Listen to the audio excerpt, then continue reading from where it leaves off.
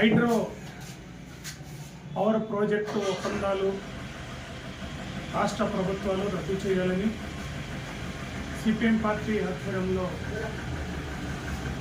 ఆదివాసీ అరణ్య గర్జన యాత్ర సెప్టెంబర్ 22న ప్రారంభించాం.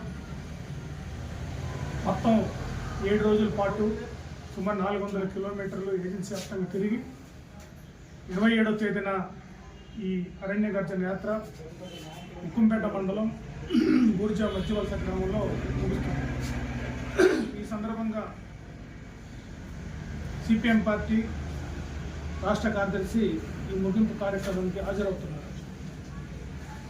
ఆదివాసీ అరణ్య గర్జన యాత్ర ఈ క్రమంలో ఒక భారీ బహిరంగ సభను కూడా హైడ్రో పవర్ ప్రాజెక్ట్ వ్యతిరేక కమిటీ ఆదివాసీ గిరిజన సంఘం నిర్వహిస్తుంది.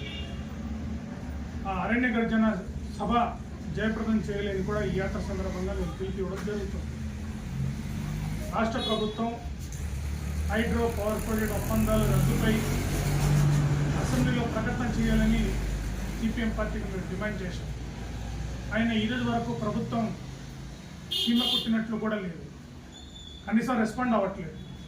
ఫలితంగా ఆదివాసీ ప్రాంతంలో ప్రజలు తీవ్రమైన ఆందోళనకి గురి అవుతున్నారు.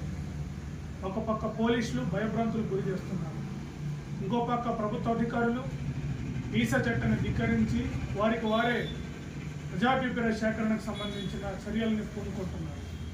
ఇటువంటి నేపథ్యంలో ఆదివాసీ ప్రాంత హక్కులు చట్టాలు ఉల్లంఘన తీవ్రంగా జరుగుతుంది. దీని మీద ప్రభుత్వానికి ఫిర్యాదు చేసిన కనీసం రెస్పాండ్ కావట్లేదు.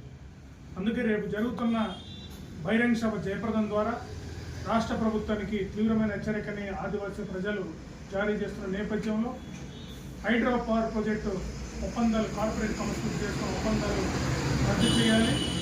జీవో నంబర్ 51-13 కూడా రద్దు చేయాలి. అలాగే కేంద్ర అటవీ పర్యావరణ మంత్రిత్వ శాఖ ఇచ్చిన అనుమతులను కూడా రద్దు చేయాలని చెప్పి సిపిఎం పార్టీ అరణ్య గర్జన తరఫు నుంచి మేము డిమాండ్ చేస్తున్నాం. ఇది ముఖ్యంగా ఏంటంటే హైడ్రో పవర్ ప్రాజెక్ట్ నిర్మిస్తే ఎటువంటి నష్టం జరగదని చెప్పి కొద్దిమంది అధికార పార్టీలు ఉన్న ప్రతినిధులు ప్రచారం చేస్తున్నారు. హైడ్రో పవర్ ప్రాజెక్ట్ నిర్మాణం వలన నష్టపోరు, ఉద్యోగం వస్తుందని చెప్పడం అనేది పచ్చి అబద్ధం. ఈరోజు సీలేరు హైడ్రో పవర్ ప్రాజెక్ట్ నిర్మించి ఇన్నాళ్ళైంది. ఇందులో 244 మంది ఉద్యోగస్తులు మాత్రమే పనిచేస్తున్నారు. అందులో కేవలం 20 మంది మాత్రమే స్థానిక గిరిజనులు పనిచేస్తున్న పరిస్థితి ఉంది. అంటే హైడ్రో పవర్ ప్రాజెక్ట్ నిర్మాణం ద్వారా ఏదో వేలాది ఉద్యోగస్తులు వచ్చేస్తాయి, ఏదో డెవలప్ అయిపోద్ది అనుకోవడం అనేది తప్పుడు ప్రచారం. ముఖ్యంగా ఆదివాసీ ప్రాంతం జల సమాధి కాబట్టి ఆదివాసీ హక్కుల చట్టాలు ధిక్కరణకు గురవుతుంది. గిరిజన సలహా మండలి లాంటి టీఏసీ ఒక అభిప్రాయం కూడా ప్రభుత్వం పరిగణలోకి తీసుకోవట్లేదు.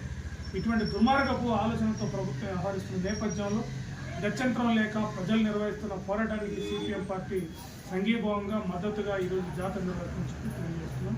నమస్కారం.